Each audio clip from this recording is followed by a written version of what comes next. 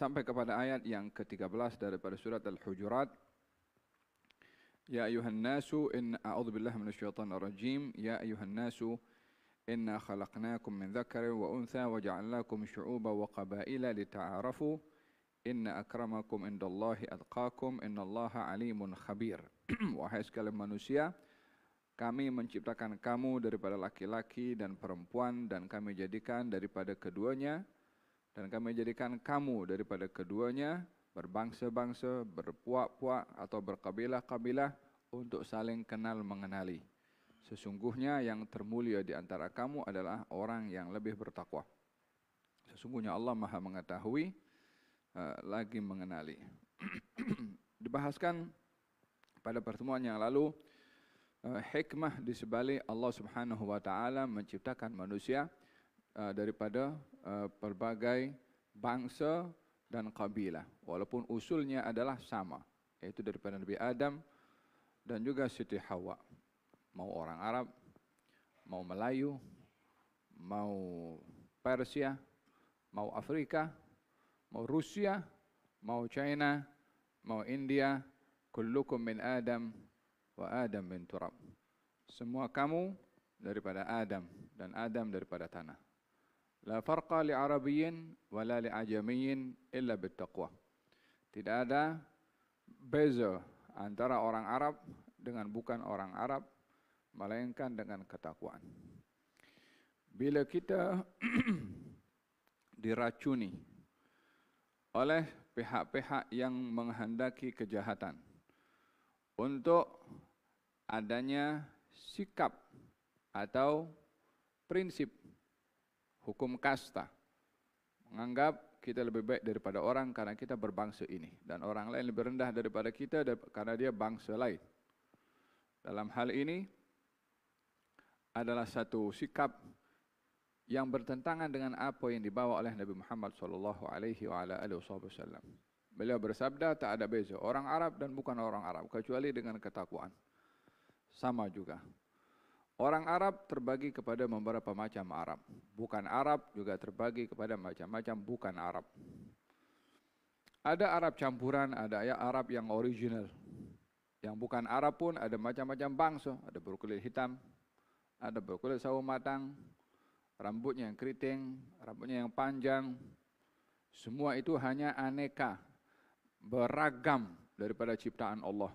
Tapi bukan karena rambutnya keriting lebih baik daripada yang lurus atau sebaliknya. Bukan karena kulitnya sawo matang lebih baik daripada yang kulitnya hitam atau sebaliknya. Tak ada. Prinsip yang dibawa oleh Nabi, la farqa li Arabiyyin wa la li Ajamiyyin illa bittaqwa. Tak ada beza antara orang Arab dengan bukan orang Arab kecuali dengan ketakwaan. Walau bagaimanapun manusia dihormati kerana bangsanya, kerana bahasanya, kerana kabilahnya, karena itu adalah bahagian daripada marwah yang dilindungi oleh syarak. Kalau seseorang itu berbangsa Arab, maka hendaklah dia dihormati sebagai orang Arab. Kalau dia berbangsa Melayu, dihormati sebagai bangsa Melayu. Kalau dia berbangsa Cina, maka dihormati dengan bangsanya. Yang menciptakan bangsa itu bukan dia orang sendiri. Itu orang Arab jadi orang Arab bukan dia nak. Orang Cina jadi Cina bukan dia nak. Orang Melayu jadi Melayu bukan dia nak. Itu adalah kuasa Tuhan untuk menjadikan berbangsa-bangsa dan berpuak-puak. Itu hanya kerja, tugas satu saja, tugasnya Allah Subhanahu Wa Taala. Bila Allah menjadikan keragaman ini adalah untuk saling kenal mengenali, maka bila diubah prinsip itu dengan mengatakan saya lebih baik karena saya berbangsa fulan, awak berbangsa lain. Faham dong? Li ta'arafu. Kepelbagaian yang ada adalah untuk saling kenal mengenali. Mana yang kita boleh dapat manfaat daripada bangsa lain? Atau mana yang kita boleh berikan manfaat kepada bangsa lain. Demikian konsep kepelbagaian yang ada. Faham dong? Saya ceritakan bagaimana antara Abu Dzar dengan Bilal bin Rabah. Ketika Abu Dzar mengatakan kepada Bilal, kamu ini anak keturunan orang berkulit hitam. Maka baginda mengatakan kepada Abu Dzar, kamu ini orang yang punya perangai orang jahiliyah. Karena orang Arab jahiliyah dahulu merendahkan orang lain, hatta orang Arab sendiri yang bukan daripada bangsa Quraisy contohnya. Walau bagaimanapun kedudukan pada kabilah, kepada bangsa, itu dihormati karena itu bahagian daripada marwah. Sebagaimana saya katakan, daripada 5 perkara yang dilindungi oleh syariat, itu adalah marwah. Dan termasuk daripada marwah adalah background, latar belakang kita. Daripada mana, mau bangsa apa, faham dong? Termasuk rupa. Adakah kita punya rupa seperti ini? Kita yang nak? Of course kita bukan nak macam tu. Tak ada orang ingin lahirkan rupa saya nak seperti ini, mata saya macam ini, hidung saya seperti ini. Huwa alladhi yusawwirukum fil arhami kaifa yasha. Dialah Allah yang melukis kamu, yang menggambar kamu, yang mencipta kamu mengikut kehendaknya. Mau mata terbuka, mau mata sipit, mau hidung mancung, mau hidung pesek, mau apa. Dia punya kerja. Mau gigi banyak, mau gigi sikit, dia punya kerja. Dan kita kena mesti bersyukur dengan bentuk apapun yang dia mahukan, bentuk kita seperti itu. Jadi yang dia mahukan, yaitu Allah Subhanahu Wa Taala, janganlah menganggap kita rendah hina karena bentuknya seperti ini, bukan seperti itu. Faham dong? Kepelbagaian ini adalah lita'arafu. Namun dari banyaknya kepelbagaian, ragam bangsa, kulit, bahasa dan juga kabilah, yang termulia adalah yang lebih bertakwa. Inna akramakum indallahi atqakum. Faham dong? Terdapat beberapa hal yang menjadi kebiasaan. Beberapa puak atau kabilah yang tidak mengkahwinkan anaknya kecuali dengan kabilahnya.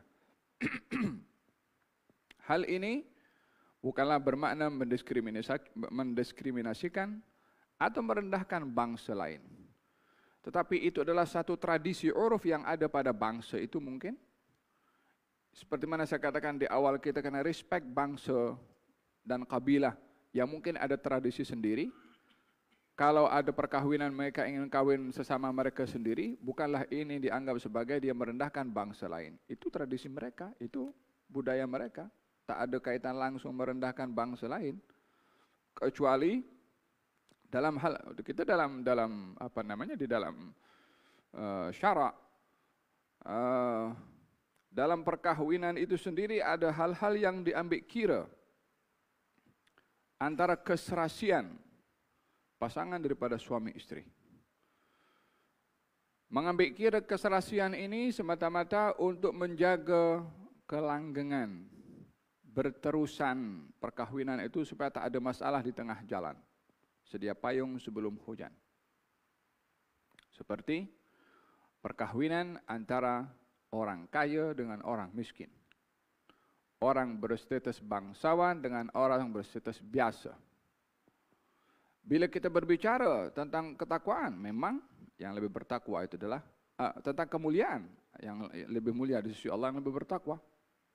Hatta dia cleaner, hatta dia tukang sampah, kalau dia bertakwa, lebih mulia berbandingkan yang berjawatan, berkedudukan, berbangsawan, kalau tidak bertakwa. Di sisi Allah seperti itu memang. Tetapi di dalam hukum masyarakat yang hal ini menjadi satu kiraan, penilaian untuk menjaga hubungan dan menjadi sorotan kepada orang lain dan boleh mengganggu keberlangsungan kehidupan rumah tangga, maka keserasian itu perlu diambil kira. Di antaranya keserasian tentang orang daripada kalangan orang kaya. Lebih-lebih lagi kalau yang kaya orang perempuan, yang laki orang miskin. Syariat mengambil kira jenjang perbezaan ekonomi ini, karena dalam perkahwinan lelaki itu bertanggung jawab lebih berbandingkan perempuan.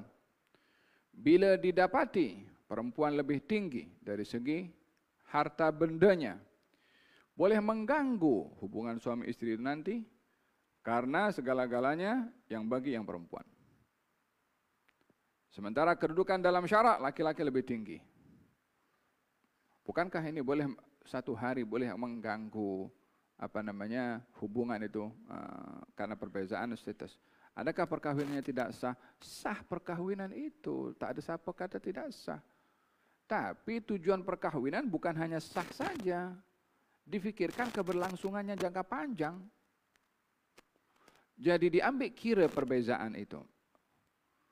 Dengan apa? Bila yang perempuan yang kaya tadi mahu menggugurkan haknya, artinya ya saya dari status ini saya lebih tinggi. Tapi saya tidak akan tuntut hak saya sebagai lebih tinggi dari segi harta benda daripada saya punya suami. Dalam hal ini, tidak boleh perempuan itu setelah berkahwin mengungkit backgroundnya sebagai seorang kaya yang menuntut banyak kepada suaminya kalau suaminya miskin. Boleh betul sukar untuk biasa hidup di tempat yang mewah, ekon apa semua. Nah duduk di flat 2,5 bilik dengan 1 kamar bilik air, ya kan? Boleh mengganggu, bukan mustahil, tapi boleh mengganggu. Pernah berlaku di zaman baginda Rasulullah perkahwinan antara Zaid bin Harithah dengan Zainab binti Jahash. Zaid backgroundnya itu hamba sahaya.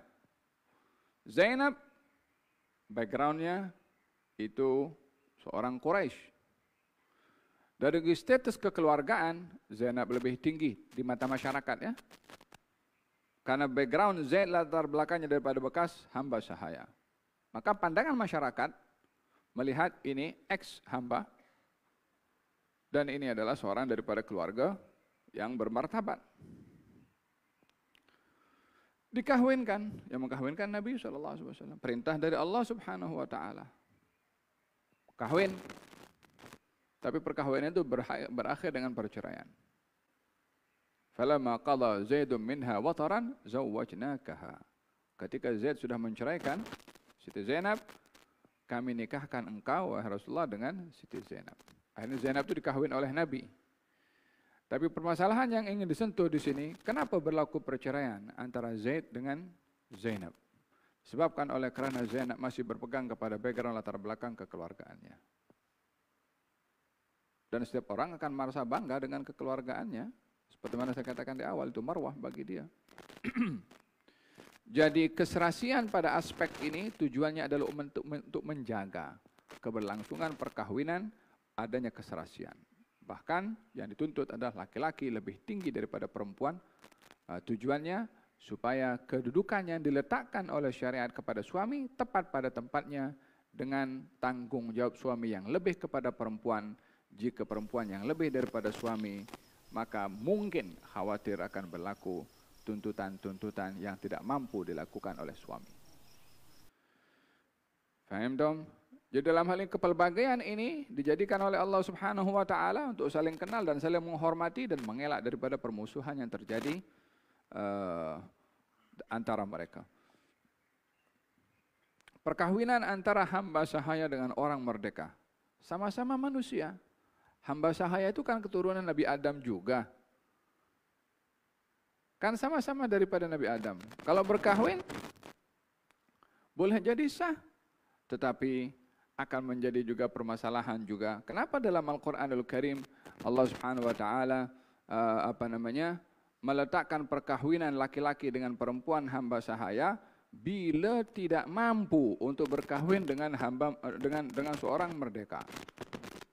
Maka bolehlah berkahwin dengan hamba sahaya. Itu pun kalau kamu takut, khawatir, tergelincir kepada zina.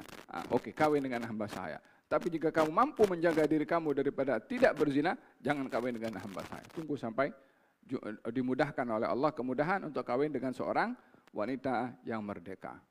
Kan sama-sama daripada Nabi Adam dan Siti Hawa. Kenapa dibezakan? Perbezaan sekali lagi bukan mau merendahkan. Hamba sahaya boleh lebih mulia daripada orang merdeka kalau dia bertakwa kepada Allah Subhanahu Wa Taala. Tapi kita berbicara tidak boleh lepas daripada hukum masyarakat. Sebagaimana harta saya sebutkan tadi, latar background merdeka dan bukan hamba sahaya dan bukan hamba sahaya, bangsawan dan bukan bangsawan, orang Arab dengan bukan orang Arab, kesemua itu adalah kepelbagaian yang berbeda satu dengan yang lain. Tujuannya adalah bila terkait dengan masalah perkahwinan untuk menjaga keberlangsungan perkahwinan itu. Faham tu? Bukan bila oh ini bangsa ini tak mau kahwinkan dengan bangsa lain, merendahkan kita. Tak ada sama sekali konsep itu. Itu syariat dah bicara macam tu. Menjaga keserasian. Ya ayuhan nasu inna khalaqnakum min dzakarin wa untha wa ja'alnakum syu'uban wa qabaila lita'arafu in akramakum indallahi atqakum innallaha alimun khabir. Qalatil a'rabu amanna qul lam tu'minu walakin qulu aslamna walamma yadkhulul iman fi qulubikum wa in tuti'u Allah wa rasulahu la yalidkum min a'malikum syai'a innallaha ghafurur rahim. Ayat bercerita tentang adanya puak atau kabilah Arab yang dikatakan ada namanya kabilah Bani Asad atau kabilah-kabilah yang lain. Yang mereka datang ke Madinah berjumpa dengan Rasulullah untuk mengisytiharkan Islamnya. Tapi di sebalik pengisytiharan Islam ada maksud-maksud yang lain. Yaitu ingin memanfaatkan peluang, ingin mengambil manfaat daripada situasi yang ada. Mereka mengungkapkan, mengisytiharkan Islamnya tujuannya adalah untuk mendapatkan habuan keduniaan. Mungkin daripada harta rampasan perang atau daripada Baitul Mal. Walhasil tujuannya kebendaan. Mereka mengisytiharkan Islam tujuannya adalah untuk memberitahukan bahwasanya mereka ini berjasa kepada kaum muslimin. Dan dengan mengatakan kami satu grup masuk Islam. Kamu terselamatlah daripada bahaya kami karena kami masuk Islam dengan kami tidak memerangi kepada kamu. Dengan begitu kami berjasa dengan kamu. Dengan jasa kami ini kamu kena bagi kepada aku. Lebih kurang macam itu. Qalatil a'rabu amanna. Orang-orang Arab, ini orang Arab merujuk kepada Badui.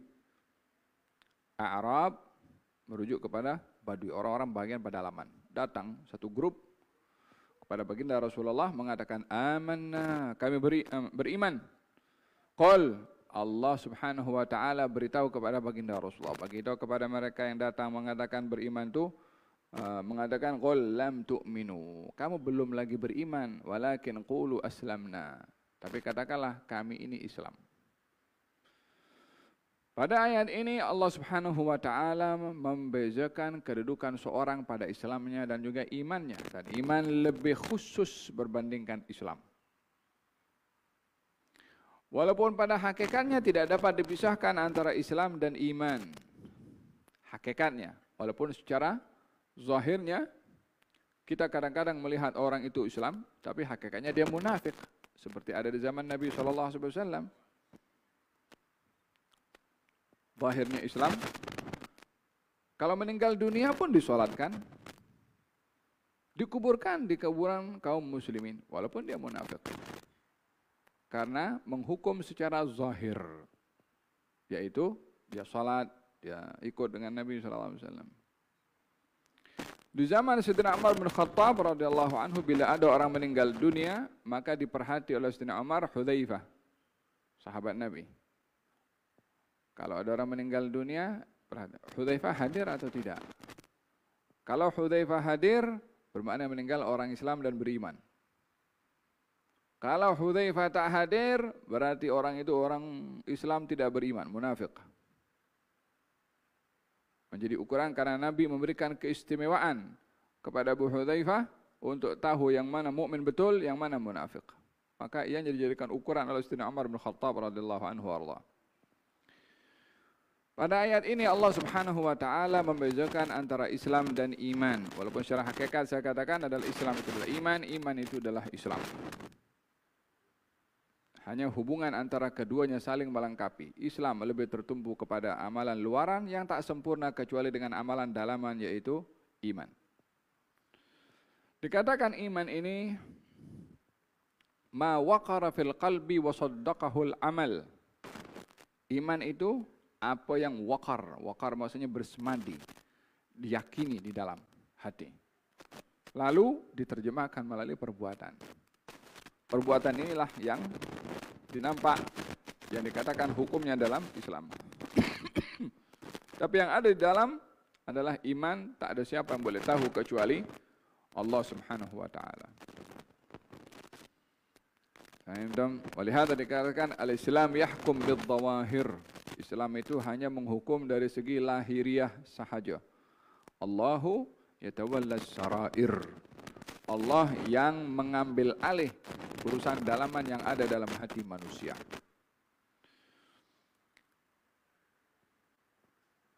Al-iman ma waqara fil qalbi wa saddaqahu al-amal. Dalam kata yang lain, definisi iman adalah tasdiqun bil janan wa qaulun bil lisan wa amalun bil arkan. Iman ini percaya dalam hati, diungkap melalui lisan, diterjemahkan melalui perbuatan.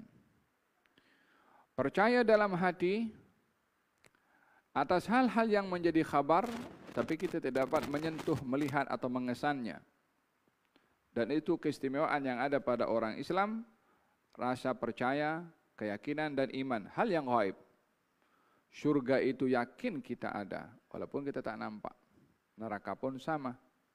Hari kiamat itu pasti akan terjadi, walaupun kita tidak melihat sampai sekarang. Sudah berapa ribu tahun orang mati, tak kiamat-kiamat pun.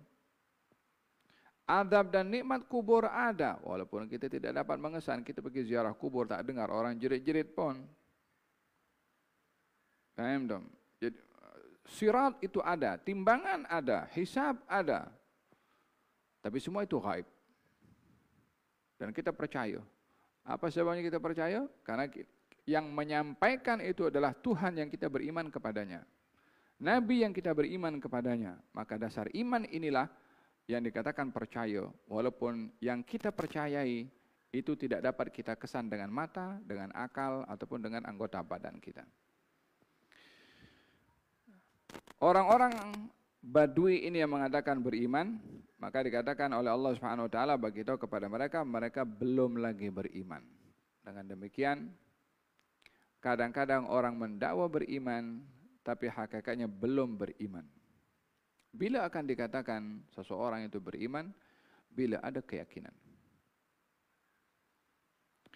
Oleh sebab yang demikian dalam hadis Nabi Muhammad sallallahu alaihi wasallam, beliau bersabda, al-imanu yazidu wa yanqus. Iman itu boleh bertambah, boleh berkurang. Ya, ini bertambah kuat dan berkurang menjadi lemah. Bertambah kuat dengan taat, bertambah lemah dengan maksiat. Baginda bersabda, jadidu imanakum, perbaharui iman kamu. Qal kaifa nujaddid imanana ya Rasulullah? Kalau bagaimana kami memperbaharui iman kami wahai Rasulullah? Katanya aktsiru min qauli la ilaha illallah. Perbanyaklah mengucap la ilaha illallah. Dengan dasar iman inilah orang beriman diberi nama mukmin. Dengan dasar Islam, orang Islam dikatakan muslim. Ada mukmin, ada muslim. Mukmin diambil juga daripada nama Allah Subhanahu wa taala Al-Mu'min. Orang beriman yang namanya mukmin diambil daripada nama Allah pada maknanya, supaya dapat mengambil makna yang sesuai dengan imannya orang beriman, yang tentunya berbeza dengan kedudukan Allah sebagai Al-Mu'min, yang maha memberi keamanan.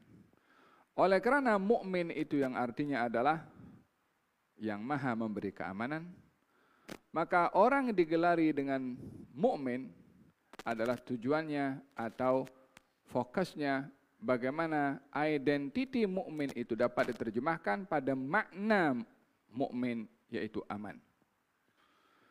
Apakah maksud daripada identiti mukmin dan kaitannya dengan aman? Baginda Rasulullah SAW memberikan definisi pada iman melalui perbuatan. Walaupun hakikatnya saya terjemahkan tadi, iman adalah keyakinan, tapi tidak dapat dipisahkan daripada perbuatan. Oleh hada dikatakan dalam hadis Nabi Muhammad SAW, al-mu'min man aminahun nas. Orang beriman itu adalah orang lain merasa aman daripada kejahatannya. Orang lain di sini tak kira orang Islam atau orang bukan Islam. Sehingga pada zaman-zaman dahulu pelaksanaan iman dalam kehidupan menjadi sebab kepada orang tidak beriman itu lebih selesa hidup dengan orang beriman walaupun mereka kekal pada agama mereka sendiri. Berbandingkan mereka hidup di tengah-tengah agama bangsa yang satu agama dengan mereka. Di zaman Salahuddin Al-Ayyubi, orang-orang Kristen lebih rela untuk berada di bawah kepimpinan Salahuddin berbandingkan di bawah kepemimpinan Rom, walaupun seagama dengan mereka. Rom ketika itu Kristen. Orang-orang yang di bawah kepimpinan Salahuddin di Syam adalah mereka beragama Kristen. Mereka bukan hanya hidup selesa di bawah kepimpinan Salahuddin, bukan hanya mendapatkan haknya sebagai seorang Kristen, rakyat yang dipimpin oleh Salahuddin. Bahkan mereka berjuang dengan Salahuddin, ikut perang dengan Salahuddin, kekal dengan agama mereka Kristen, melawan bangsa mereka Kristen juga. Karena praktikal iman itu sendiri bila dilakukan, dia akan merentasi bangsa, merentasi orang. Tapi setiap zaman, bila iman itu dilaksanakan oleh orang-orang yang beriman, apapun status mereka, bangsa lain akan merasa selamat daripada gangguannya. Al-Andalus, kerajaan Andalusia, yang berkuasa lebih daripada 600 tahun, itu dahulu, kalau kita pergi ke mana, pergi ke Spain sekarang, itu dekat kawasan Granada. Ada tempat namanya Alhambra ketika itu di sana itu. Ada satu tempat itu, di sini orang Islam, orang Kristen, di sini orang Yahudi, sebelah sana orang Islam. Dia punya rajanya di atas itu, jadi boleh pantau bawah. Hidup rukun saja, masih tidak ada apa. Faham dong? Kalau kita kaji dalam sejarah, bagaimana bukti nyata kepimpinan orang-orang Islam yang memimpin orang-orang Islam dan bukan orang Islam, berbandingkan ketika situasi itu bertukar dipimpin oleh orang bukan Islam, bagaimanakah keadaan orang Islam? Di saat Andalusia itu di tangan kaum muslimin, semua hidup aman. Kristiannya, orang Yahudinya. Tapi ketika keadaan bertukar, diambil alih oleh orang-orang Kristen, yang terjadi adalah pembantaian kepada kaum muslimin. Imma dipaksa untuk keluar daripada agama, atau dihalau keluar, itu pun tak selamat yang nak keluar daripada wilayah tersebut, melainkan akan mati di tengah jalan, dan ramai daripada mereka pada akhirnya menyembunyikan Islamnya. Generasi bertukar secara tidak sadar, generasi setelahnya sudah menganut agama Kristen karena bapaknya atau atuknya menyembunyikan Islamnya. Sehingga kalau dikaji nasab mereka itu fulan, nanti namanya di atas Abdul Qadir, Abdul Rahman, wala Abdullah, atuknya ada namanya Abdullah, Abdul Rahman, wala nama-nama orang Islam. Tapi yang di bawah sudah entah John ke, wala apakah. Faham dong? Dan identiti mukmin itu tidak hanya pada nama, tapi kepada sikap dan sifat.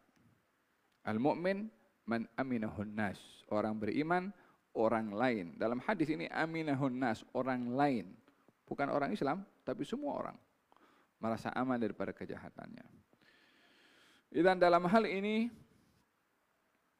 ketika baginda ditanya, ya Rasulullah, adakah orang beriman itu mungkin tergelincir melakukan perbuatan zina? Kata Nabi, ya, ada kalanya orang beriman tergelincir melakukan zina.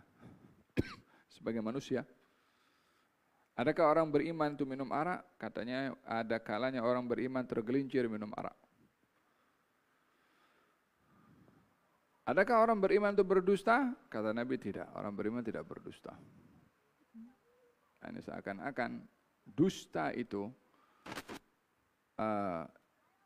sifat yang sangat bertentangan dengan iman. yang dilihat nampak lebih dahsyat daripada perbuatan zina dan lainnya. Karena orang minum arak, dirinya yang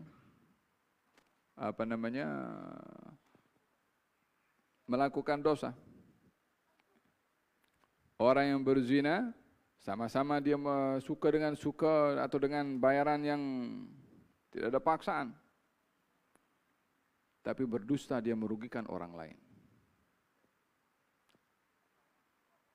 Dalam Al-Quran, innama yaftari al-kadhiba 'ala Allahi alladhina la yu'minun.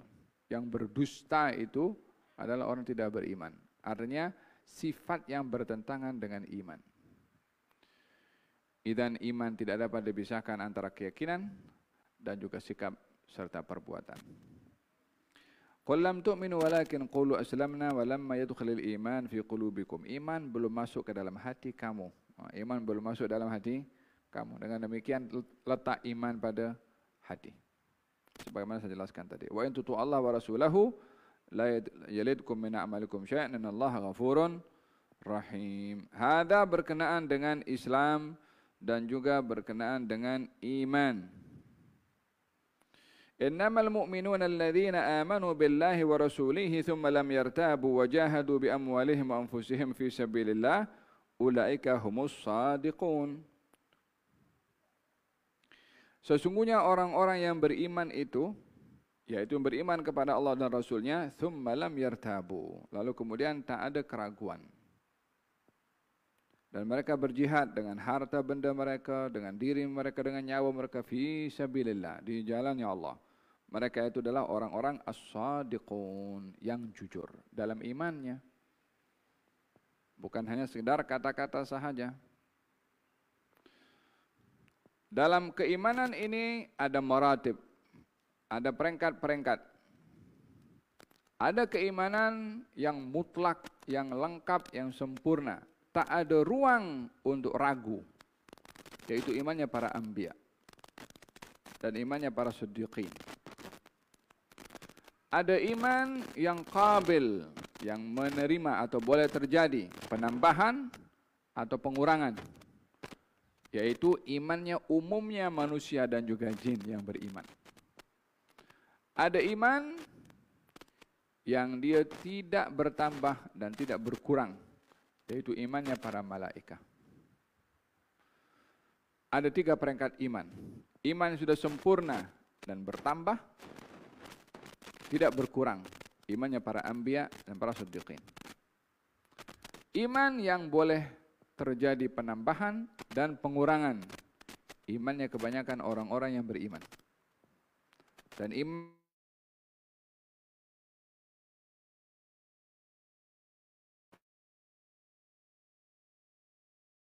orang selain daripada 2 itu, para anbiya dan juga para malaikat, jin dan juga manusia, boleh bertambah, boleh berkurang. Sebagaimana saya jelaskan di awal tadi, dalam hadis Nabi mengatakan iman boleh bertambah, boleh berkurang, bertambah dengan taat, berkurang dengan maksiat. Imannya para malaikat tidak bertambah dan tidak berkurang disebabkan oleh kerana malaikat tidak menghadapi dugaan dan cabaran seperti dihadapi oleh manusia. Sementara ukuran keimanan itu akan bertambah bila manusia itu diduga. Ahasiban nasu ayyutraku ayyaqulu amanna wa hum la yuftanun? Adakah manusia menyangka, mengatakan kami beriman, lalu tidak difitnah? Difitnah maksudnya diduga, diuji, dites pada imannya. Adakah itu sangkaan mereka? Adakah itu pemahaman mereka? Walaqad fatanna alladhina min qablihim fala ya'lamanna Allahu alladhina sadaqu wa la ya'lamanna al-kadhibin. Kami, yakni Allah maksudnya, menduga umat sebelum kamu yang mengatakan mereka beriman. Menduga, diduga, diuji. Jadi iman ini identik dengan ujian dugaan. Tak ada iman kalau tak ada dugaan. Kalau sudah ada dugaan untuk memantau sejauh mana iman itu sendiri murni, pure atau tidak. Jadi bagi orang yang beriman bila berhadapan dengan dugaan, itu momen paling penting untuk membuktikan keimanannya. Walaupun kita tidak boleh minta diduga oleh Allah Subhanahu Wa Taala. Saya mau diduga supaya saya boleh buktikan imannya. Kena duga sekali nanti KO pula. Faham tak? Macam itu ada seorang datang kepada Rasulullah SAW. Ya Rasulullah, doakan saya jadi orang kaya. Kata Nabi, qalilun tashkuruhu khairum min kathirin la tutiquh. Kamu sedikit diberi rezeki oleh Allah, kamu bersyukur lebih baik daripada kamu banyak, kamu tak mampu nak pikul tanggungjawabnya. Ya Rasulullah, kalau saya kaya, saya akan begini, saya akan sedekah, saya akan berikan harta saya akan sumbangkan, saya begini. Bagi tahu sekali lagi, qalilun tashkuruhu khairum min kathirin la tutiquh. Dia paksa lagi, doakan saya, penting saya nak kaya, saya nak sedekah katanya. Faham tak? Didoakan oleh Nabi, dia nak. Dia beli kambing jantan dan betina. Kambingnya beranak pinak macam ulat. Sekali beranak tu banyak. Akhirnya dia dah mula sibuk dengan kambing lebih daripada kesibukannya dengan solat berjamaah. Dulunya rajin pergi berjamaah. Kena kambing, alas. Dia dah sibuk dengan kambingnya. Last kali pun, Jumat pun, ya Allah. Tiba waktu nak keluarkan zakat.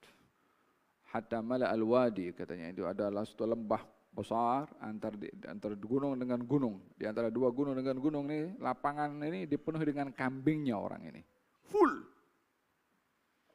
Datang utusan daripada Nabi untuk zakat. Dia pikir, kambing aku banyak ni, dah berapa aku nak kena zakat ni?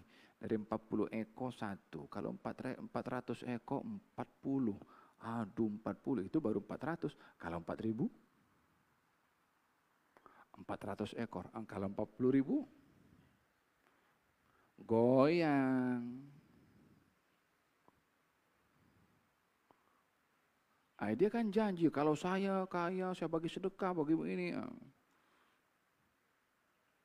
Ya kan? Bukan tak boleh minta kaya. Tapi jangan minta diduga dengan kekayaan yang tidak mampu. Kekayaan tu yang akan bikin musibah kepada dirinya.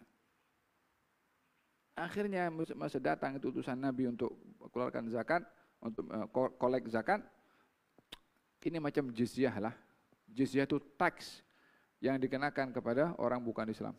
Dah disamakan zakat dengan jizyah. Aku nak pikir dulu. Pikir. Akhirnya tak keluarkan zakat. Turun ayat dalam surat Taubah, saya ingat. Ada orang yang mengatakan, kalau Allah bagi kepada saya harta, dia akan bersedekah, akan begini. Tapi ketika diberikan, dia kufur. Dilarang oleh Allah, Nabi untuk mengambil harta daripada dia. Ia pun datang kepada Rasulullah, ya Rasulullah, aku nak keluarkan zakat. Allah dah larang aku dah. Aku tak boleh terima. Siapa kata orang mengeluarkan zakat yang menerima atau pihak yang mengumpulkan zakat dia yang beruntung? Yang keluarkan yang memberi zakat tu yang beruntung. Faham tak? Sampai zaman Sayyidina Abu Bakar Siddiq, tak tahu macam mana kambing punya banyak itu kan, sekali beranak itu kan.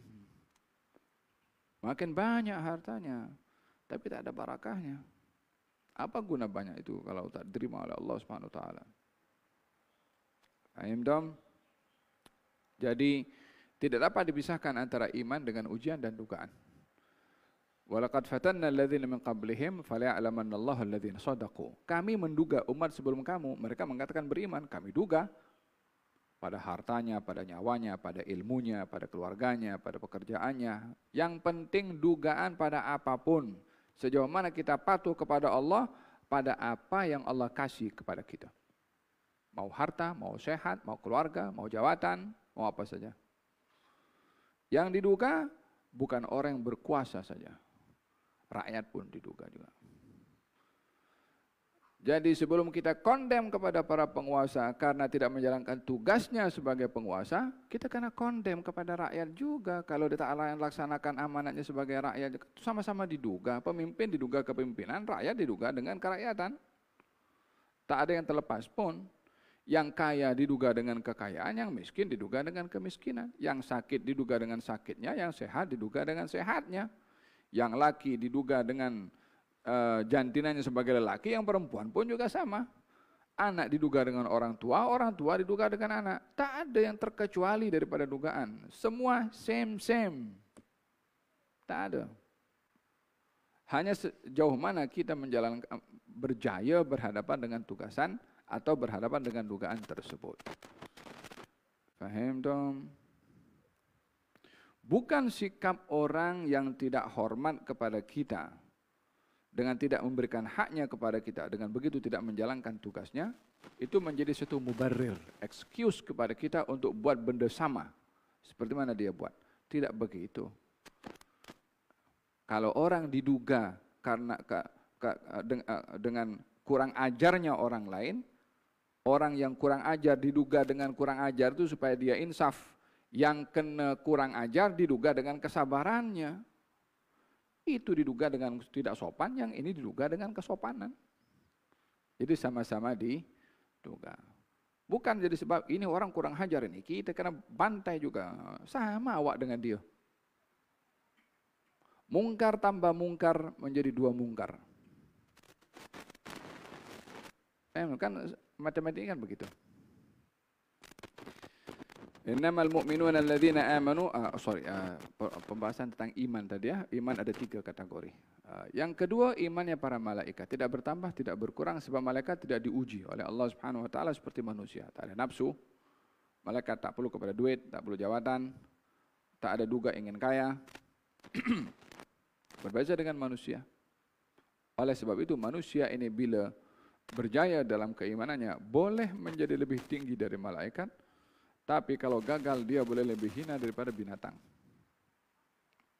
Manusia. Yang ketiga adalah iman para anbiya. Iman para anbiya ini sempurna, solid, dia boleh bertambah. Karena para anbiya juga diduga dengan perang, diduga dengan istri, diduga dengan anak, diduga dengan kaum. Maka semakin mereka berjaya berhadapan dengan dugaan, semakin tinggi darjat keimanan mereka di sisi Allah Subhanahu wa taala. Demikian kedudukan iman kepada 3 golongan ini ya. Jin dan manusia, malaikat dan para anbiya serta rasul. Mereka orang-orang beriman kepada Allah dan Rasulnya dan tidak ada keraguan, yakni mantap imannya, tidak goyang, dan berjihad di jalan Allah dengan harta benda mereka, dengan nyawa mereka. Dengan demikian orang-orang yang beriman itu dugaannya tertumpu kepada nyawa dan juga harta. Yang paling berharga bagi manusia itu harta dan juga nyawa. Kadang-kadang karena harta orang boleh mengorbankan nyawa, walaupun nyawa lebih berharga daripada harta. Tapi bagi orang yang beriman, nyawa dan harta tak ada beza, karena pengorbanannya adalah untuk Allah Subhanahu wa taala. Jadi baginya harta milik Allah, nyawa pun juga dia punya. Jadi pengorbanan kepada nyawa dan harta pada hakikatnya bukan karena nyawanya atau karena hartanya, tapi karena Tuhan yang bagi dia nyawa, yang bagi dia harta. Faham dong? Walihada di dalam beberapa perjuangan para sahabat Nabi Muhammad SAW, Allah Subhanahu wa taala memuji kepada mereka karena mereka mengorbankan harta dan nyawa. Ya, dalam Al-Qur'an wa minan nasi may yashri nafsahu ibtigha'a mardatillah. Sebagian daripada manusia menjual nyawanya untuk meraih pemberian dari Allah, yaitu syurga. Nyawanya dikorbankan. Lil fuqara'il muhajirin alladhina ukhriju min diyarihim wa amwalihim yabtaghuna fadlan minallahi wa ridwana. Golongan muhajirin yang diusir, dihalau daripada negerinya, ditinggalkan rumahnya, ditinggalkan keluarganya, ditinggalkan hartanya, semata-mata untuk meraih ridha dari Allah. Yang dicari itu keridhaannya Allah, walaupun dikorbankan harta. Yang tadi dikorbankan nyawa. Dengan demikian, orang yang beriman itu bersedia untuk berkorban bukan karena dirinya, tapi karena Tuhan yang memerintahkan kepadanya untuk berkorban. Fahimtum? Innamal mu'minuna alladzina amanu billahi wa rasulihi thumma lam yartabu. Tidak ada keraguan-raguan dalam imannya dan berjihad dengan harta benda mereka, dengan nyawa mereka fi sabilillah. Yang demikian itu adalah ulaika humus shadiqun. Mereka adalah orang-orang yang jujur dalam iman. Fahimtum? Qul atu'allimuna Allah bidinikum wallahu ya'lamu ma fis samawati wa ma fil ard wa huwa wallahu bikulli syai'in alim. Katakan wahai Rasulullah Muhammad, kamu wahai orang Arab, wahai orang Badui, wahai orang pedalaman, adakah kamu ingin memberitahukan kepada Allah tentang agama kamu dengan kamu mengatakan kita beriman? Kau nak bagi tahu kepada Allah tentang iman ke? Sementara Allah Subhanahu wa taala bukan hanya tahu isi hati kamu, tapi tahu semua yang ada di langit. Putaran setiap planet di langit itu diketahui oleh Allah dan tidak berputar kecuali setelah pengetahuan Allah Subhanahu wa taala. Daun di tengah-tengah hutan belantara itu tak bergerak karena angin, melainkan diketahui oleh Allah Subhanahu wa taala. Berapa garis pada daun itu diketahui oleh Allah Subhanahu wa taala. Suara semut di tengah-tengah hutan belantara didengar dan diketahui oleh Allah Subhanahu wa taala. Berapa banyak ikan di dasar laut, rezekinya pun juga diberikan oleh Allah Subhanahu wa taala. Mana yang tidak diketahui oleh Allah Subhanahu wa taala? Hatta zarrah debu yang kita tidak nampak kecuali dengan gunakan teleskop yang tinggi untuk tahu apa namanya zarrah. Tahu zarrah? Kalau matahari itu masuk melalui tingkap kita nampak macam habuk tu, itu zarrah itu. Itu diketahui oleh Allah Subhanahu wa taala. Yang semua itu Allah tahu. Kamu dok bagi tahu, ya Allah kami beriman. Malulah. Kata malu dong. Nak bagi tahu kepada Allah, nak tunjuk-tunjuk kepada Allah sementara Allah tahu isi hati. Walihada sebahagian daripada mereka para arifin bila bermuamalah dengan Allah Subhanahu wa taala, malu mereka untuk bermuamalah dengan Allah Subhanahu wa taala sebab Allah Maha tahu. Sampai mereka kepada peringkat nak minta berdoa kepada Allah, malu kepada Allah. Kalau Sayyidina Daud, Ayub diduga sekian lama oleh Allah Subhanahu wa taala dengan sakit. 7 tahun kurang sakit. Kemudian kata istrinya, kenapa kamu tidak berdoa kepada Allah kan, minta sembuh? Gal malu. 70 tahun Allah bagi aku sehat, 7 tahun baru sakit, nak minta sehat. Sikap mereka para arifin unik. Nak minta kepada Allah Subhanahu wa taala malu. Apa pasal malu nak minta? Kan yang suruh minta dia juga. Mereka punya keyakinan Allah ni kan sudah tahu keadaan saya. Lemahnya saya, keperluan saya dan segala apa yang saya inginkan. Kan dia sudah tahu. Kalau saya minta kepada Allah, macam saya tak rela dengan apa yang berlaku kepada saya dan keperluan saya, yang Allah itu tahu keadaan saya. Takkan saya nak bagi tahu kepada Allah apa saya punya keperluan sementara dia dah tahu. Malu nak bertanya, malu nak minta. Level bro, ini level orang-orang high level semua. Jadi bila ada orang-orang seperti ini sikapnya dengan Allah Subhanahu wa taala, kita tahu di mana level kita dalam berinteraksi dengan Allah Subhanahu wa taala. Sebagian orang dalam berinteraksi dengan Allah dalam berdoa seakan-akan dia big boss. Allah, aku nak dapatkan ini. Aku dah susah payah dah. Seakan-akan dia paksa Allah untuk bagi apa yang dia nak. Ini kan perintah bukan minta ini. Beza orang minta itu merayu, merendah diri, tunduk, patuh. Itu merayu, itu berdoa. Kalau dia paksa Allah beri apa yang dia nak. Macam tadi tuh yang minta kaya itu kan. Akhirnya berlaku kepada dia sebaliknya. Faham dong? Kalau kata sahabat mengatakan kepada baginda Rasulullah waktu dalam perang Badar, ya Rasulullah, khud min amwalina ma syi'ta watruk ma syi'ta. Ya Rasulullah, kita punya harta ini, ambillah mana yang kau suka untuk perangan yang tujuan. Yang mana engkau tak suka, engkau jangan ambil. Demi Allah, yang engkau ambil lebih aku sukai daripada engkau yang tak ambil. Oh, Kalau kita bagi offer macam tu, kalau jangan semua diambil. Nanti kalau balik perang habis saya punya duit. Kalau Sayyidina Abu Bakar Siddiq radhiyallahu anhu warḍah, dalam perang mereka sahabat menyumbang. Datang Sayyidina Abu Bakar, Sayyidina Umar, aku kali ini akan kalahkan Abu Bakar. Datang Sayyidina Umar kepada Rasulullah, ya Rasulullah, ini adalah separuh daripada harta aku, 50%. 50%-nya ditinggalkan untuk keluarganya. Ditanya oleh Nabi, apa yang kamu tinggalkan untuk keluargamu? Separuh, separuhnya untuk jihad. Kan sudah besar itu, separuh itu. Datang Sayyidina Abu Bakar, bagi gitu. Katanya, ya Rasulullah, kata Rasulullah, Abu Bakar, apa yang kamu tinggalkan untuk keluargamu? Aku tinggalkan untuk mereka Allah dan Rasulnya, biar dia handle sendiri.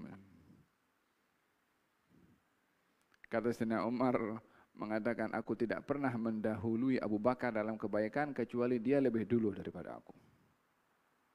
Level masing-masing dalam iman tak sama. Paham tuh? Pas ini jangan balik rumah ambil granat jual untuk bagi kepada jangan. Sebelum sampai kepada level itu jangan dulu. Baik yang mulai daripada sederhana saja. Yas'alunaka madza yunfiqun qulil afwa. Mereka bertanya kepadamu Rasulullah Muhammad tentang macam mana nak berinfak. Al-afwa. Al-afwa, lebih harta yang ada pada kamu, kamu infakkan. Yang cukup-cukup untuk kamu dan keluarga dulu. Level masing-masing ada kedudukannya. Faham tak? Qul tu'allimuna Allah bidinikum ya'lamu ma fis samawati wa ma fil ard wallahu bikulli syai'in alim yamununa 'alaika an aslamu. Qul la tamunnu 'ala islamakum balillahu yamunnu 'alaikum an hadakum lil iman in kuntum shadiqin. Mereka orang-orang Arab tadi itu yang mengatakan beriman, orang Arab Badui mengatakan merasa dia berjasa karena kami masuk Islam, kamu tidak kami perangi. Maka katanya kamu jangan merasa berjasa, tapi lihatlah yang berjasa itu Allah yang berjasa kepada kamu sehingga dengan hidayahnya Allah kamu masuk Islam. In kuntum shadiqin, kalau kamu betul-betul jujur dalam kata-kata kamu itu, innallaha ya'lamu ghaibas samawati wal ard wa ya'lamu wallahu basirun bima ta'malun. Sesungguhnya Allah Subhanahu wa taala Maha mengetahui hal yang gaib di langit dan di bumi, dan Allah Subhanahu wa taala Maha melihat ke atas perbuatan kamu. Ya subhanallah, basir, katanya basir itu penglihatan yang teliti. Kalau an-naqid basir, katanya an-naqid basir, yakni orang yang ingin memberitahu, mengkritik, itu mestinya dia kenal apa yang akan disampaikan atau dikritikan. Basir yang teliti dalam melihat. Allah Subhanahu wa taala teliti melihat perbuatan manusia, bukan luarannya saja. Ada kalanya orang tersenyum tapi dalam hatinya dia maki. Ada kalanya dia nampak mempelawa orang yang datang, dalam hatinya, kenapa dia datang hari ini? Allah tahu isi hati. Berinteraksi dengan yang Maha tahu. Jangan berinteraksi dengan luar-luar saja nih. Kalau tidak kita hipokrit dengan kita punya diri sendiri. Karena perbuatan kita yang menilai adalah Allah Subhanahu wa taala. Awasilah Allah pada tindakan kita, pastilah tindakan kita akan sentiasa benar. Moga-moga Allah Subhanahu wa taala meletakkan kita dalam kedudukan ihsan, yaitu beribadah kepada Allah seakan-akan melihatnya. Bila tidak melihat, maka yakinilah Allah yang melihat kepada kita. Moga-moga Allah Subhanahu wa taala dengan selesainya surat Al-Hujurat diberikan penghayatan makna yang ada terkandung dan diilhamkan oleh Allah makna yang kita tidak tahu. Untuk semakin luas pengetahuan kita akan firman-firman Allah Subhanahu wa taala menjadi pencerahan kepada hati dan jiwa. Amin Allahumma amin. Bismillahirrahmanirrahim.